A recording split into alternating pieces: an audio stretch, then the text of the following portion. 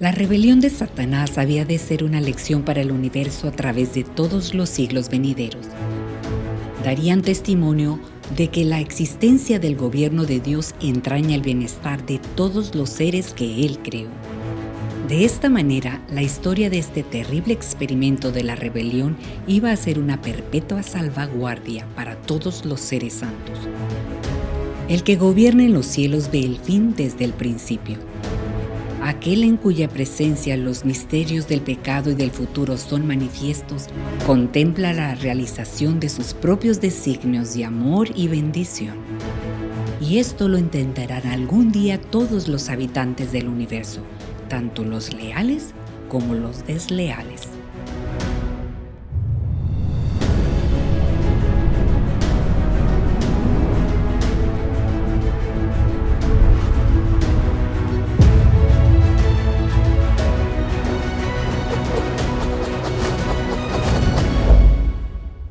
Bienvenidos a su programa El Gran Conflicto entre el Bien y el Mal. Su servidor, Dr. Armando Juárez, catedrático de la Facultad de Teología de la Universidad de Montemorelos, le doy la bienvenida a usted y también a mi colega y compañero en la facultad, el doctor Miguel Patiño. Muchas gracias, doctor Armando Juárez. Un placer reencontrarnos en este espacio de estudio de la Palabra de Dios juntamente con nuestros amigos en esta ocasión. Vamos a entrar en materia, porque el tiempo es corto y es mucho el material que tenemos que tratar de abarcar, aunque pues trataremos de que vayan viendo los pasajes para poder captarlos con mayor claridad. Uno de los problemas que mencionamos relacionado con el Espíritu Santo es el que algunos afirman que Cristo y el Espíritu Santo son la misma persona. Entonces, esa declaración la hacen basado en el pasaje de 2 Corintios 3:17 que dice, ahora bien, el Señor es el Espíritu, utilizando la palabra Señor basados en 1 Corintios 8:6. ¿Qué dice 1 Corintios 8:6? Este pasaje de San Pablo nos dice de la siguiente manera. Para nosotros, sin embargo, solo hay un Dios, el Padre, del cual proceden todas las cosas, y para quien nosotros existimos, y un Señor, Jesucristo, por medio del cual han sido creadas todas las cosas, y por quien nosotros también existimos. En otras palabras, ellos dicen, aquí dice que solo hay Dios y un Señor, Cristo. Entonces, si aquí dice que el Señor es el Espíritu, pues entonces Cristo es el Espíritu. Sí, haciendo una fusión de dos personas en una o de dos referencias para hablar del mismo ser. También en el Evangelio de Juan llegan a utilizar algunas declaraciones en forma similar, doctor Juárez. ¿Cómo llegan a confundir esta parte? Si me permites, antes quiero leer un pasaje que ellos presentan para confirmar el asunto. Dice en 1 Pedro 1:11, hablando el apóstol Pedro, dice, escudriñando qué persona, hablando de los profetas de la antigüedad, dice, escudriñando qué persona y qué tiempo indicaba el Espíritu de Cristo que estaba en ellos, el cual anunciaba de antemano los sufrimientos de Cristo y las glorias que vendrían tras ellos. O sea que aquí habla, dice, bueno, ahí está el Espíritu de Cristo. El Señor es el Espíritu. Ahí 1 Corintios dice 8:6 dice, un Dios y un Señor, y ese Señor es Cristo. Pues, ¿qué más vuelta le damos, verdad? Llega a sonar de una forma muy lógica, como diciendo, ok, si el Espíritu de Cristo les anuncia a Cristo, cuando viene Cristo es quien él mismo se anunció. Precisamente, ahora sí vamos a Juan, ahí en San Juan, hablando Cristo del Espíritu Santo, porque lo está introduciendo a los apóstoles, dice, el Espíritu de verdad, al cual el mundo no puede recibir porque no le ve ni le conoce, pero vosotros le conocéis porque mora con vosotros y estará en vosotros. Entonces, a ver, mora con vosotros. ¿Quién estaba morando con ellos en ese momento? Cristo. Y entonces dice, se va a ir y dice que va a mandar al Consolador. estará con vosotros. Pues es Cristo que se va y va a regresar. Esa es la lógica que manejan, ¿verdad? Por eso es que allí, cuando dice más el Consolador, el Espíritu Santo, a quien el Padre enviará en mi nombre, Él os enseñará todas las cosas y os recordará todo lo que se ha dicho. Entonces, pues está hablando de que se va a enviar, pero Él, que es el Consolador, va a regresar otra vez. Y todavía dice, cuando venga el Consolador, a quien yo os enviaré del Padre, el Espíritu del cual procede el Padre, Él dará testimonio de mí. En otras palabras, están confundiendo a dos personas diciendo que es una sola. Ahora, la pregunta es, ¿cómo vamos a contestar a estos argumentos? Quizá, pastor, una forma de iniciar con este proceso es ver cómo, siendo que ellos aluden a los originales, poder ver la forma en que el original realmente nos habla del otro que es enviado. Y hay una palabra en griego ahí en particular que se puede ampliar. Cuando el Señor habla a los discípulos, dice, yo rogaré al Padre y dará otro, utiliza una palabra griega y ahí la pueden ver en la pantalla, alos, dice otro consolador y utiliza la palabra parácletos, la vamos a mencionar después, más adelante, para que esté con vosotros para siempre. El término alos no se refiere nunca a la misma persona. Alos significa otro igual, está diciendo es otro igual, porque también hay otro diferente y en ese caso utiliza heteros, ¿verdad? Es otra persona diferente, pero cuando se refiere a otra persona igual, pues si es un consolador, tiene que ser un consolador. Y vamos a verlo en algunos ejemplos que está ahí mismo en el Evangelio de Juan. Cuando dice en Juan 4:37, el Señor dice, porque esto es el verdadero dicho, uno es el que siembra y otro, alos, es el que ciega. Ahí estamos viendo dos campesinos o agricultores, uno y otro, siempre. Y entonces, cuando va al estanque de Betesda, el Señor se encuentra con un enfermo y le dice el enfermo, bueno, ¿por qué no te has sanado? Porque, en fin, no, dice, es que mientras yo estoy aquí, alguien, cuando se agita el agua, otro enfermo, olos, desciende antes que yo. Entonces ahí son dos enfermos, ¿verdad? Lo mismo se refiere cuando en Juan 18:15 dice, seguían a Jesús, Simón y otro discípulo, refiriéndose a Juan. Siempre un apóstol o un discípulo y otro, siempre tienen que ser dos iguales. A los ángeles cuando están en la tumba, ¿verdad? Dice que cuando entraron vieron a dos ángeles con vestiduras blancas que estaban sentados, uno a la cabecera y el otro, o sea, dos ángeles. Siempre, siempre es otro que es igual. En el griego no hay vuelta de hoja, ¿verdad? Todas estas evidencias nos permiten concluir que entonces Cristo no se está refiriendo a otra persona. Perdón, no se está refiriendo a sí mismo, sino a otra persona. Yo creo que esto es importante porque cuando vemos la evidencia, en la agricultura es otro agricultor, en los enfermos es otro enfermo, en los ángeles es otro ángel. No es un ángel aquí que el mismo ángel se mueve y se desplaza hacia allá. Son dos y hay una distintividad de personas en eso. Esa palabra alos es contundente, ¿verdad? No hay vuelta de hoja, como dicen, ¿verdad? Pero hay otras cosas más importantes aparte de esta. Pero en el siguiente segmento lo vamos a ver. Y Jesús dijo que nos daría el Consolador. Es el Espíritu Santo. ¿Qué es el Espíritu Santo? Es el representante de Jesucristo. Es nuestro abogado que permanece de nuestro lado y presenta nuestras peticiones delante del Padre con la fragancia de sus méritos. Allí acepta la petición del santo más humilde y su ofrenda de agradecimiento es perfumada con las riquezas de su gracia. Y la bendición viene a usted, gracias sobre gracia. Bueno, ya vimos entonces que de acuerdo en el aspecto semántico, hay conflictos en que se pueda pensar que es la misma persona. Pero vamos a decir, aceptando de que ellos tienen razón, ¿cómo podrían explicar algunos pasajes? ¿Tú nos podrías decir cuáles? Bueno, hay pasajes a los que se tendrían que dar respuesta en este proceso, como por ejemplo el pasaje de San Mateo 1:18, cuando está hablando del nacimiento de Jesús, la palabra de Dios dice: el nacimiento de Jesucristo fue así. Estando desposada María, su madre, con José, antes que se juntasen, se halló que había concebido del Espíritu Santo. ¿Cómo es que Cristo se concibe a sí mismo cuando la Biblia nos presenta que es Cristo concebido por una persona distinta?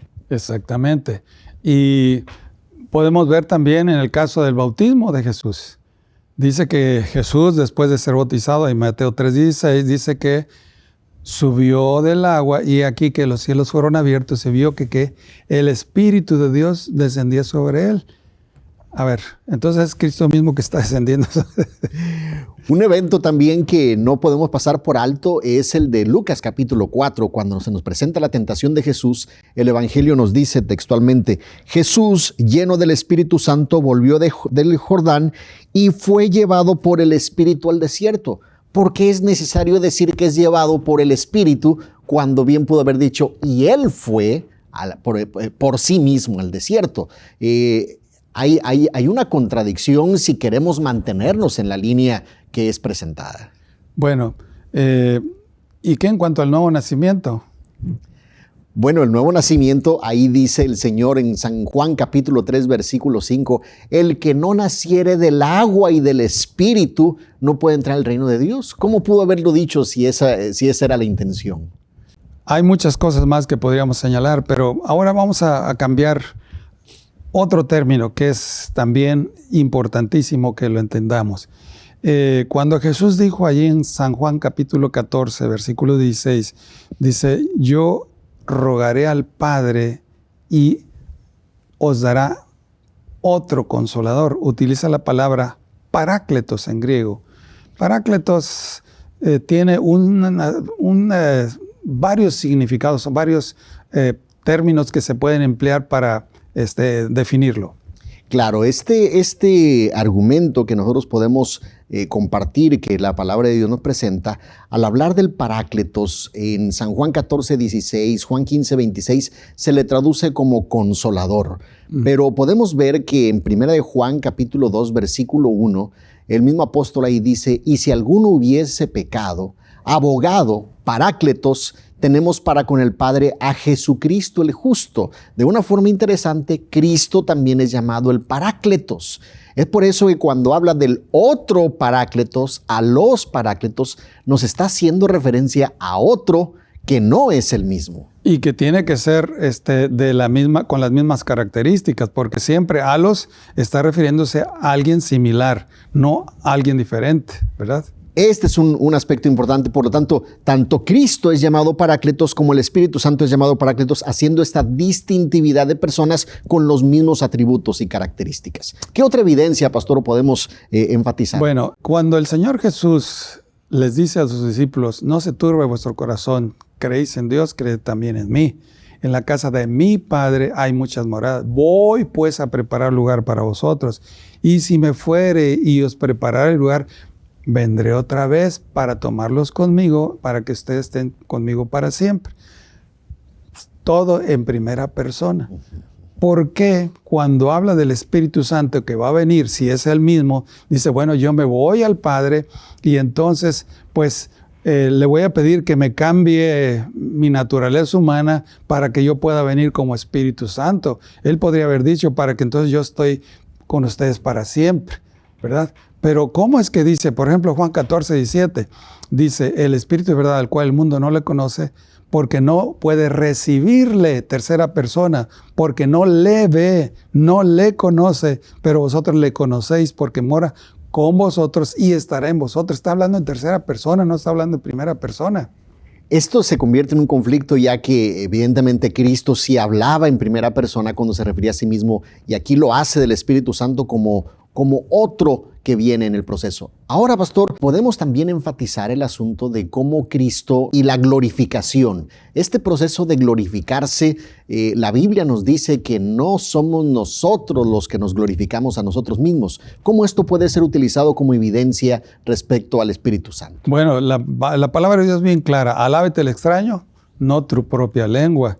Dice, el que se enaltece será humillado. O sea que el espíritu del cielo es precisamente la humillación, no el glorificarse, no el buscar uno la exaltación. Pero es interesante que cuando Jesús se refiere al Espíritu Santo, ahí en Juan 6:5 dice, Él me glorificará porque tomará de lo mío y os lo hará saber. A ver, entonces, esto está en contra del Espíritu del cielo y el Espíritu de Cristo, el glorificarse. Porque mismo dice en Juan 8:50, yo no busco mi gloria, hay quien la busca y le juzga. Entonces, ahí en Juan 8:54, ahí mismo en ese diálogo dice, si yo me glorifico a mí mismo, mi gloria nada es. Mi Padre es el que me glorifica. Ahí vemos, entonces el Padre glorifica a Cristo, pero Él no se glorificará. Ahora, ¿cómo es que el Espíritu mismo, Él me glorificará? En otras palabras, yo me voy a glorificar a mí mismo. Eso es absurdo. Y este es un espíritu muy interesante que observamos en la Escritura, porque en la Escritura no es el Padre glorificándose a sí mismo, no es el Hijo glorificándose a sí mismo, no es el Espíritu glorificándose a sí mismo. La palabra de Dios nos va presentando cómo los miembros de la deidad es uno el que glorifica al otro. ¿De qué forma lo presenta la Biblia? Bueno, ahí en Filipenses 2 dice, no buscando el bien de uno, sino el de los demás, y viendo al otro como su superior. Ese es el Espíritu del cielo. Entonces, el Padre no se va a glorificar, sino más bien va a glorificar al Hijo. Y el Hijo va a glorificar al Padre. Y el Espíritu Santo dice, va a glorificar al Hijo y también va a glorificar al Padre. En otras palabras, ellos no se glorifican porque son los otros los que lo glorifican, ¿verdad? Claro. Por ejemplo, en el Nuevo Testamento, ¿quién glorifica al Hijo? Bueno, dice Juan 12:28, el Dios de Abraham, de Isaac y de Jacob, el Dios de nuestros padres, ha glorificado a su Hijo Jesús. Es el Padre el que glorifica al Hijo. También en Juan 17:4 es Cristo el que glorifica al Padre. Yo te he glorificado en la tierra y he acabado la obra que me diste que hiciese. Y el Espíritu Santo, pastor, en Juan 16:14, ¿a quién glorifica? Pues glorifica al Hijo. Por lo tanto, no es el Hijo glorificándose a sí mismo, ni hay esta confusión de personalidades, sino más dice, Él me glorificará porque tomará de lo mío y Él os lo hará saber. Así que podemos ver que es absurdo pensar que Cristo mismo venga. Además hay otro elemento. Elena de White dice que esta naturaleza humana, cuando el Verbo se hizo carne y vivió con nosotros, dice que Dios dio al Hijo por la eternidad y dice que esa naturaleza humana la va a conservar por toda la eternidad, para siempre. Y esa es la razón por la cual Cristo, cuando asciende, dice, yo no puedo estar con vosotros porque voluntariamente he reducido mi omnipresencia. Por eso es que necesito que otro igual que yo venga, pero que ese que tiene la característica de la omnipresencia esté con ustedes para siempre. Claro. En Filipenses 2, del 9 en adelante dice, por eso Dios, el Padre, lo exaltó por sobre todas las cosas y le dio un nombre que es sobre todo nombre. Y termina diciendo, y toda lengua confiese que Jesucristo es el Señor para gloria de Dios Padre. ¿Cómo se puede observar ese proceso de glorificación de un miembro de la deidad hacia el otro? Hay muchas cosas que tenemos que aprender de la palabra de Dios. Y es importante que pues la leamos, la estudiemos. Pasemos más tiempo leyendo que viendo allí en YouTube a predicadores o a gente que enseña, porque no nos ayuda. Bueno, hay muchas cosas todavía que aprender, pero eso lo vemos en el siguiente segmento. La obra del Espíritu Santo es inconmensurablemente grande. De esta fuente, los servidores de Dios reciben poder y eficiencia. El Espíritu Santo es el Consolador, es la presencia personal de Cristo en el creyente. Gracias al Espíritu, el que contemple a Cristo con la fe simple de un niño participará de la naturaleza divina. Al ser guiados por el Espíritu de Dios, podemos comprender que en Él somos perfectos gracias a aquel que es la cabeza de todas las cosas. Bueno, ya vimos que en cierta forma se presta confusión estos pasajes.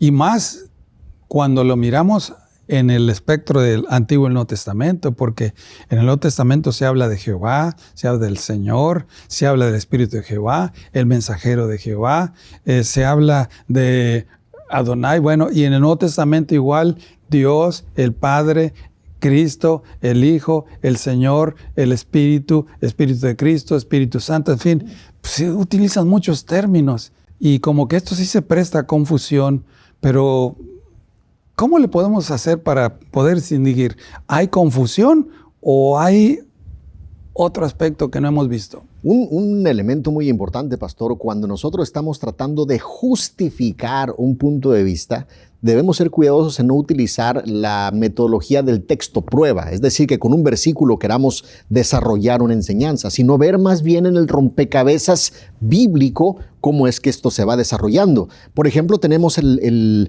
enseñanza del ángel de Jehová en Zacarías capítulo 3, en donde vemos cómo dice la Escritura: me mostró al sumo sacerdote Josué, el cual estaba delante del ángel de Jehová, y Satanás estaba a su mano derecha para acusarle.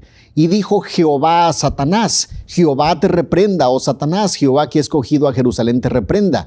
¿No es este un tizón arrebatado del incendio? ¿Quién está hablando? ¿Es el ángel de Jehová o Jehová? Bueno, encontramos esa intercambiabilidad en el proceso. Algo similar a Génesis 1 también. Bueno, allí dice que en el principio creó Dios los cielos y la tierra. Tal parece que es una declaración general. Pero después dice, y la tierra estaba desordenada y vacía, y las tinieblas estaban sobre la faz del abismo, y el Espíritu de Dios se movía sobre la faz de las aguas. Y dijo Dios. ¿Quién dijo? ¿El Espíritu de Dios o Dios? Claro. Sea la luz y fue la luz. Y vemos eso repetirse en otros lugares. Claro, por ejemplo, tenemos Romanos capítulo 8, versículos 9 en adelante hasta el 11, dice la Escritura: pero vosotros no vivís según la carne, sino según el Espíritu, si es que el Espíritu de Dios está en vosotros, y si alguno no tiene el Espíritu de Cristo, no es de él.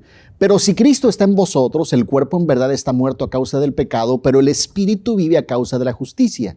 Y si el Espíritu de aquel que levantó de los muertos a Jesús está en vosotros, el que levantó de los muertos a Cristo Jesús vivificará también vuestros cuerpos mortales por su Espíritu que está en vosotros. Aquí tenemos el Espíritu de Dios, el Espíritu de Cristo, el Espíritu que vivificó.